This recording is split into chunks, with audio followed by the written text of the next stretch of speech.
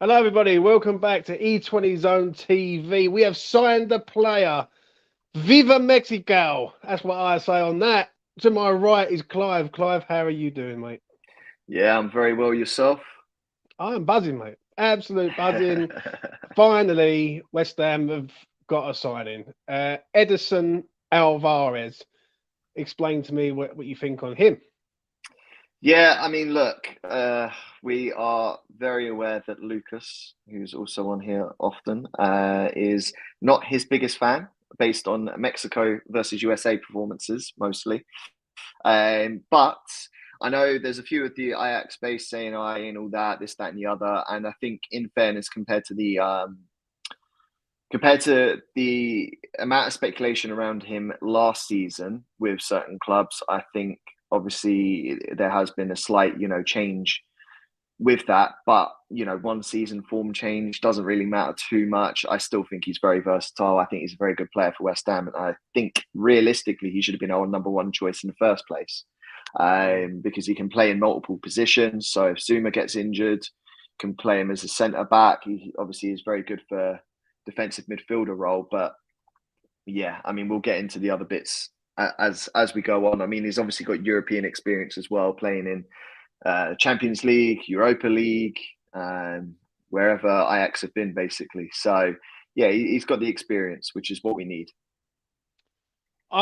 Listen. I ain't gonna say I've watched a hell of a lot of this geezer, but what I have seen, sort of the bare minimum, he's like a destroyer. He destroys the play and moves the ball forward. I think it's definitely what West Ham need, like 100%. Is he the Declan Rice replacement? We're going to speak about that in a little while. He's good age. Obviously, Ajax is a club where they play the ball on the ground, which is pretty good. Obviously, he was under Ten Hag for a few years before Ten Hag's obviously gone to Manchester United. So um, the fee's good, the age is good, he's good. I think it's an absolute great move. Let's be honest. Like, what more do you want from West Ham to do? Do you know what I'm I saying? mean, exactly. And let's bear in mind, 12 months ago, Ajax weren't even willing to sell him because Chelsea were interested in him and Ajax just refused, which, I mean, ultimately has now worked in our favour for this season. So I'm very happy about it. Yeah, Edson Alvarez ranks in the top 5% of midfielders in Europe. Per 90 touches, 97, pass accuracy, 89%, passes attempted, 84, passes complete, 74%. What do you make of them stats for you? Very, very good, needed. I mean, look, I think we can both admit that. I mean, I know you'll admit it, but you'll be surprised me hearing it. We know Suchek isn't a very good passer of the ball, um, and I think having a player like Alvarez on the team will allow perhaps for Suchek to start moving forward a little bit more, a bit like he did Yeah, in his first year and a half, and ultimately that is perhaps where the less pressure going forward for Suchek is perhaps more his style. Edison Alvarez is better being that back line just in front of the defensive area. So I think ultimately, Suchek being able to rely on a player like Alvarez is very good. mm. The only thing I will say them stats, yeah, which is, well, don't get me wrong, they are good stats. I ain't gonna lie. The only thing is, Ajax always have done a lot of the ball, and like in the Dutch league, it's very like 9 times out of 10 they're destroying teams. You know what I'm saying? So they could look better than what they actually are. But I'm going to be honest. If he brings that to the Premier League and he adapts to the Premier League fast, which I think he will do. I think he will do. I think he's made for the Premier League. He's a bit like he's got grit. He's got determination. He loves to tackle. It could be one of the best signings of the summer. Do you know what I mean? Yeah, Especially for and 30 and million pounds.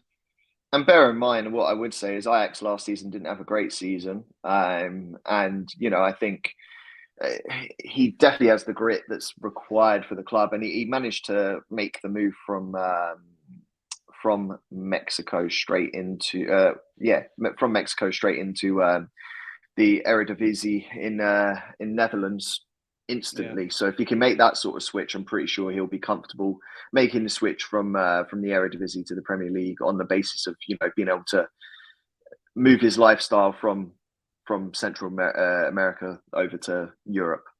I hear you, mate. Carry 62%. of dribbles tackled, 61%, recoveries 9, aerial 1, 3.3, clearances 2.65. What do you think of them? Obviously, carries is good, I must admit, because we are going to need someone who's going to carry the ball, right? Especially if we're defending mainly. Well, I mean, I would also say carrying the ball is good in the sense of playing out from the back, going for that counter attack as well.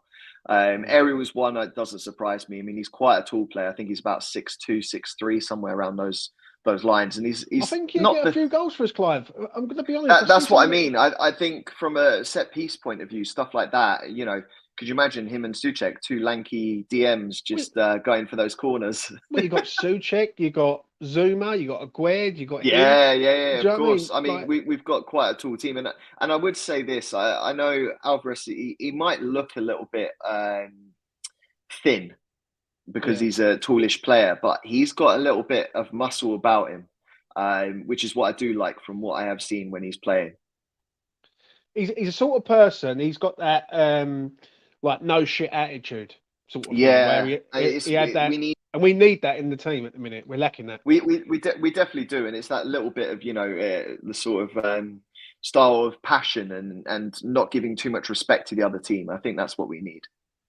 See, that I agree with what Ben says. If this signing should have been happened weeks ago, it would have been nice Un- to have it weeks un- ago. But I mean, we're here. unfortunately, he wasn't the number one choice, which is what's the shame here. I mean, we've ultimately gone for him because he's been what our third or fourth choice of signing.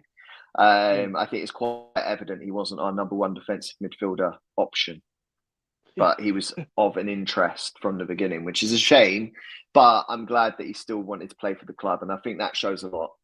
Yeah, yeah. It could prove West Ham. He could prove West Ham wrong. I got to admit. T says here, yeah, he's a proper wind-up merchant, which is good. He That's what we is. He need. is. And this is what I mean. He's got a little bit about him, which is what I like. And yeah, I'm looking forward to this. I just hope he doesn't get a few red cards whilst he's doing it. That's the only thing which worries me with him. Yeah, I'm going to be honest. Right before we move on, is that he loves to go in, sort of sliding everywhere, and especially in the Premier League, teams are very play the dark arts, so to speak. Like, and they will try and get him sent off. Do you know what I'm saying? So he's going to have to cut that out. I want the aggression, but I want it in moments rather than sort of rash. Do you know what I'm saying? Because if it's rash, then he's no different to Kera, really, if I'm being honest. But we will move on and see what you think of this. Is he the ideal Declan Rice replacement for you, Clive? I've always said this from the beginning. We're never going to replace Declan Rice. So in my eyes, there's not really a ideal Declan Rice replacement because I mean, if you're going to replace Declan Rice, you'd have to buy someone like Rodri, which Yeah, just isn't going to happen. So we're always going to have to settle for less ultimately. But I think even though he hasn't been our number one choice for a defensive midfielder, I actually think he is our best option but of is he the signing. best? Is he the best value though? Because I think for 30 Yes, million, like for 30 yes. million, right? 25, Well, Mexican international.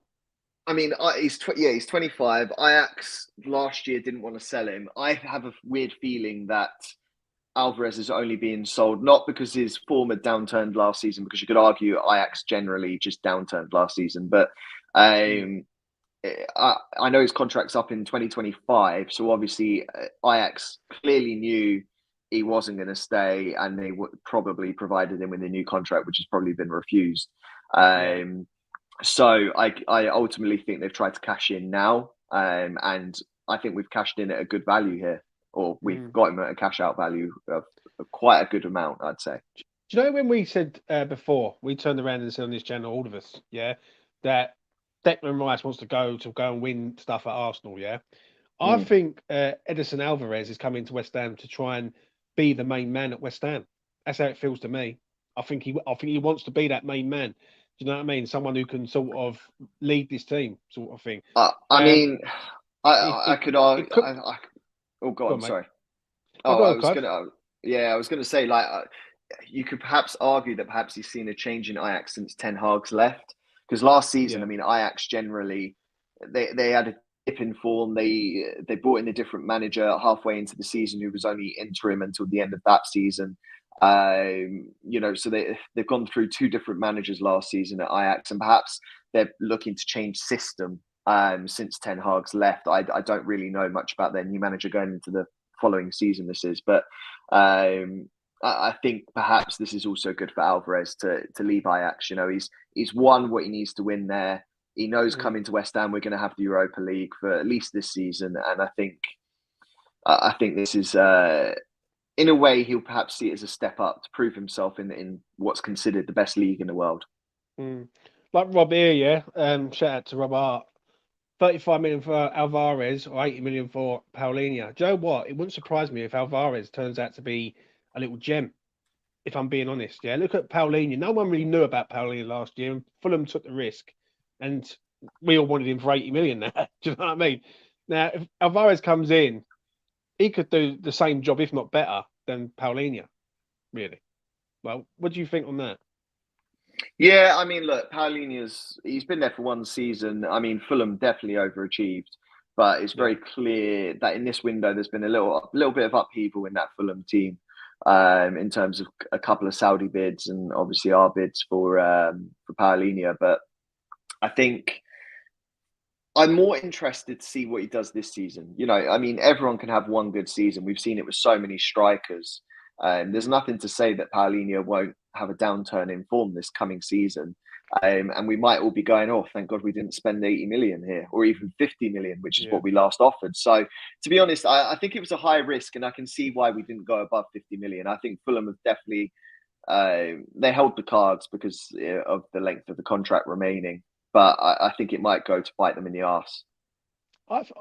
I think before we get to this topic, that basically, when you look at West Ham now in regards of like transfers, this could be. I don't think this one's the important one. I think the next one is the important one.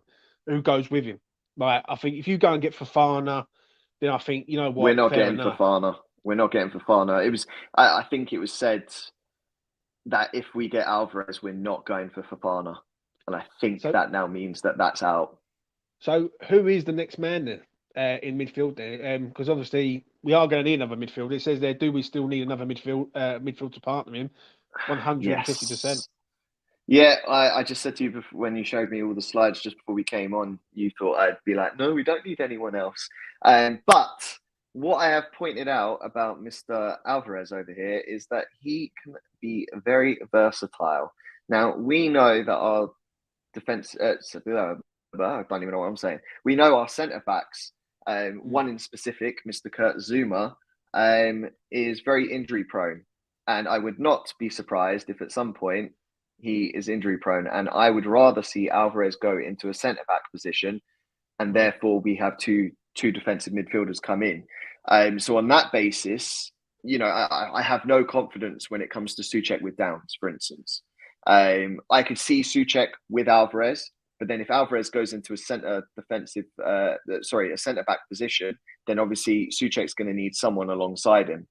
Yeah. In my eyes, I think based on the news that's come out in the last few hours, whilst Alvarez signing is about to happen, it's clear we're going back in for another bid with McTominay. So whether I agree with it or not, it looks like McTominay will be the one who will be our next midfield target. If you were to say, if you were to say James Ward-Prowse, Alvarez, and Paqueta as a three-man midfield, what would you say to that? I don't mind that because I think James Ward-Prowse could do a good job as a DM. To be honest, I know he's more of a centre mid, but I think you see a lot of players as they start to age, start to come back a little bit in positions. Wayne Rooney went from striker to midfield. You've got John Stones is going to be doing the opposite. He's gone from a defender to a defensive midfielder. But ultimately, they all come towards a middle back line area. Yeah. So I could actually see JWP doing a good job. It's clear he wants to come to West Ham. We should be going for players that actually want to play for the badge and play for the shirt. So, I mean, for me, I'd be happy with JWP, but I just don't think Southampton are going to budge.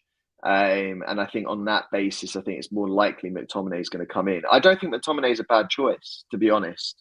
I know a lot of people are not a big fan of him, but you don't last a decade at Manchester United with multiple managers and play more games than even Lingard played, and Lingard did a number for us. So I think I think we need to give McTominay a chance, but it depends on the See, value. on that, you've got a point. Like, I agree with you on that. Like, for how long he has been at Manchester United, he's still there. I get that, but it's the fee that irritates me. I know people say, "Oh, don't worry about it, right? It's down to the club."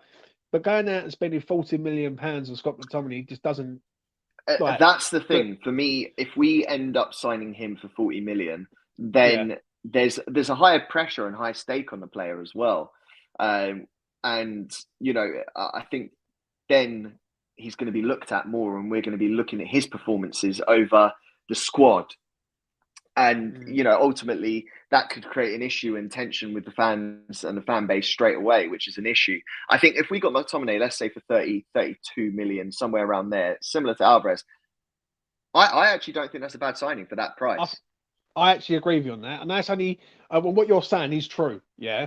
Now, if you look at 10 million, Scott McTominay's 10 million less than Paqueta.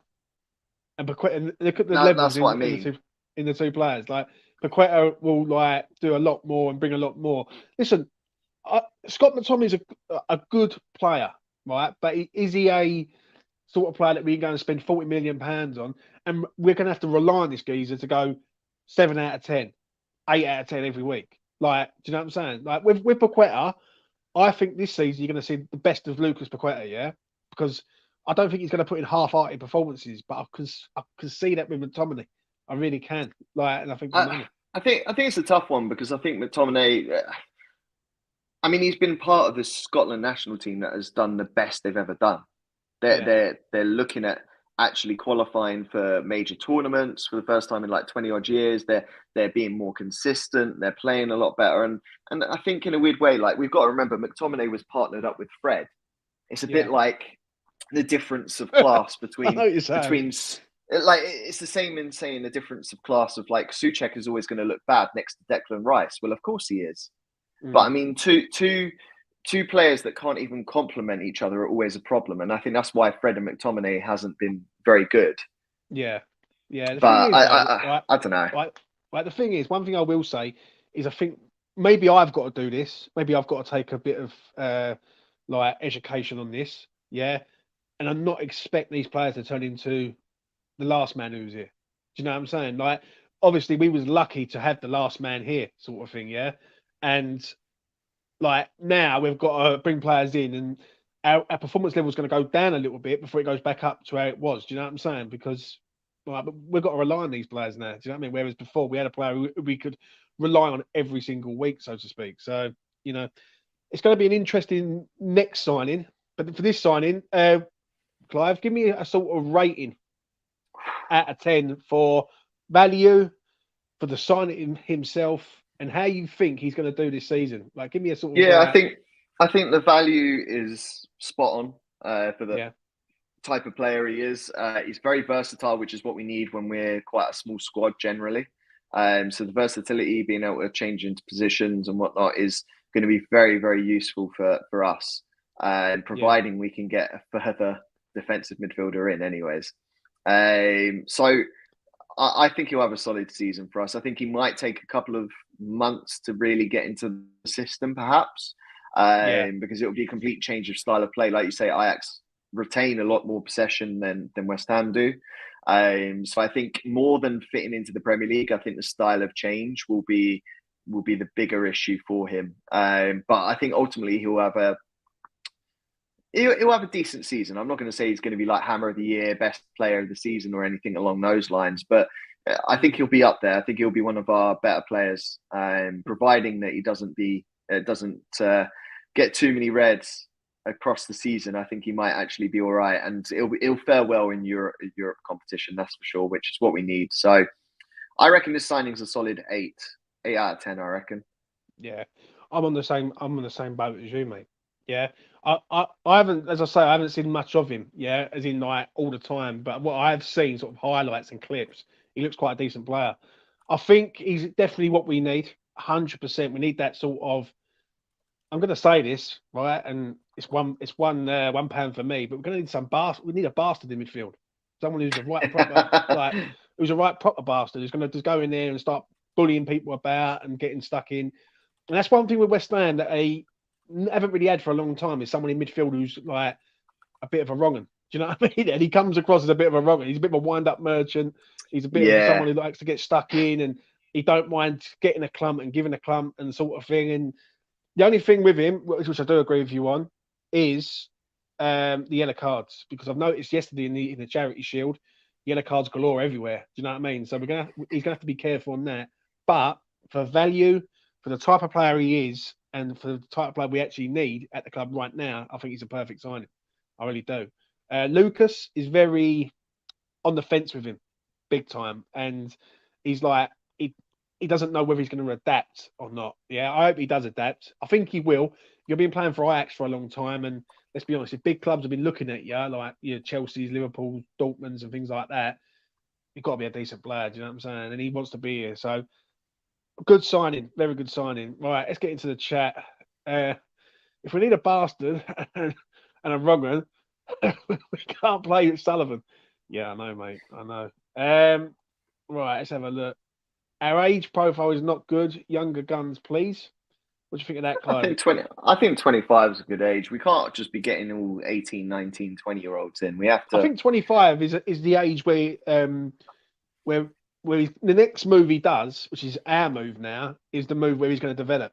If that makes sense. Yeah, exactly. And I think having people in their mid-20s, it gives them a lot of time, like you say, to develop and sort of become a better player. I mean, they haven't quite hit their prime yet. I mean, the prime age is 28. So, I mean, I I think it's a good age, and we can't be just getting all 18, 19-year-olds in. Would be fighting relegation every year. Yeah, I agree, mate. Does he start for you against Bournemouth? No, Hmm. You I wouldn't. would have said yes, but I think he's a come off the bench and you play him for 20, 25 minutes. I think because the signing's not over the line yet, it'll be what, Tuesday, Wednesday. The deadline to be able to play in the I Premier think League it'd be is done. I think Thursday. it. Yeah, I think it's as good as done, mate. Yeah. Yeah, So but obviously he needs to come in and what, let's say it's Wednesday the deal gets done then, or even Tuesday. By the time he comes over and starts training with the players, it's the next day, and it's only 2 or 3 days. And I'd like to think that Moyes has already started his you know mm. tactics and everything for this coming weekend now. Like it should have started from today. So that would But if mean he's Alvarez is behind. but if he's fit, if he's match fit and he's ready to go, he's had a pre-season and all that, you wouldn't consider him because I know something. I, I look at Soucek, look at Downs. I think about this game massively, yeah, because I think this game is the one where we got like if Moyes wants to do something, he's got to play him, in my opinion, because like he can't not bring a new signing and I not mean, play him. You know what I'm I mean, saying? for me, realistically, he starts. But in terms of how the game works, I just don't expect him to start.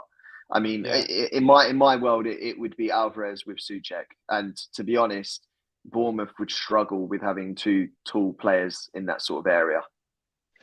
Jay Woods, I'll answer this question, but tonight at 9 o'clock, we're going to do a transfer show. All the boys are going to be on there. Clive, Mitch, Lucas, all the lads. Yeah. So I'm going to do a transfer show, but I will shout this question out. James Clive, opinions on Martial on loan. It depends how much of the wage we'd have to take. That's genuinely my answer to that. If we had to pay all of his wages and he's on a high ass wage, Yeah. then I'm not too happy about it. I mean, he struggled at Sevilla, to be honest. But the last time he played in the Premier League with Man U, he scored quite a few goals and he was put up top. I mean, it it doesn't help our striker issues. We wouldn't play Martial on It's the not. wing. It's not a player that sort of springs. Yes. Like, Yeah, exactly, do and you know what that's I'm my saying? issue. Like we would play him up top as a replacement to Skamaka, and then what? You're only going to have him a season, and then a season later you're going to go, well, who's our striker? So Yeah. I want the striker situation sorted, preferably this summer, I think I don't not next I don't summer. I don't think he's a Moyes type player either. I think he's very lazy, Martial. Like I think he's very, you know, I just don't think he's the sort of player that West Ham need. Right, they need someone a bit more who's on it. Really, do you know what I mean? Look, Michael says it here. Martial, no, lazy, good for nothing. Can't it? A goal. Ben Rama is the same. I don't know about that, Michael, but we move on from that. Um, anything else you want to add on Edson Alvarez coming to the East End of London, Clive, before we wrap this up? There's not really much more I can think of. Obviously, it's good that he wants to play for West Ham. I think that's the main thing. And I look forward to him being announced. Hopefully, we have a nice little good I've video. got a question for you, Clive. I've got a question for you. Do you think the defeat on Saturday has made West Ham wake up in a way? Like all of them, like to say, you know what, this because I maybe Saint Lucas or Mitch said to me the other day, yeah, I can't remember which one it was, but he said us losing the way we lost, how we lost, I think might have kicked them all up the arse to say we need to sort this out right now. Like, because this is. I think it ultimately it has, but I don't think it's because of the scoreline. I think it's the type of performance. Like I saw people on social media mentioning the 5-3 loss to Bournemouth a couple of years back in pre-season, and then we obviously went on to finish in the league 6th, if I'm not mistaken. So I understand that pre-season could be hit or miss, but I would say pre-season across the board, we've not really held much possession and we've always looked like we're struggling. Yes, some of the results have gone our way, like the Spurs game in Australia, but it wasn't the scoreline. It was the manner of performance. Because the manner of performance we had when we lost 5-3 to Bournemouth was we tried to fight back. There was no fight. There was nothing. It was, and I understand it's a preseason game, and I know it's not the be all and end all, but I definitely think it's kicked Sullivan up his little back cheeks. Yeah, I know. I think Alvarez is a signing for both Moyes and Steidham can agree on. I think so. Maybe. Well, yeah, because it wasn't Moyes' first choice. Paulinho was. So yeah. If we looked at that, I thought 80 million. No, thank you. Right, me and Clive are out of here. Please do smash a like on the video. Please do subscribe to the channel if you're new around here. Check out the membership perks also. I've got a good few members. Done a few good member streams. Very unlucky on the betting one I done the other day. Yeah, we won't talk about that. But yeah, I mean, the season is back and football is back and we are looking forward to it. We'll be back later on tonight. All the boys will be on. Transfer show tonight, probably about 9 o'clock. So do check that out on here. One thing left to say is Alvarez, welcome to East London. The Mexican boy, Muscle, is in the East End. Brilliant.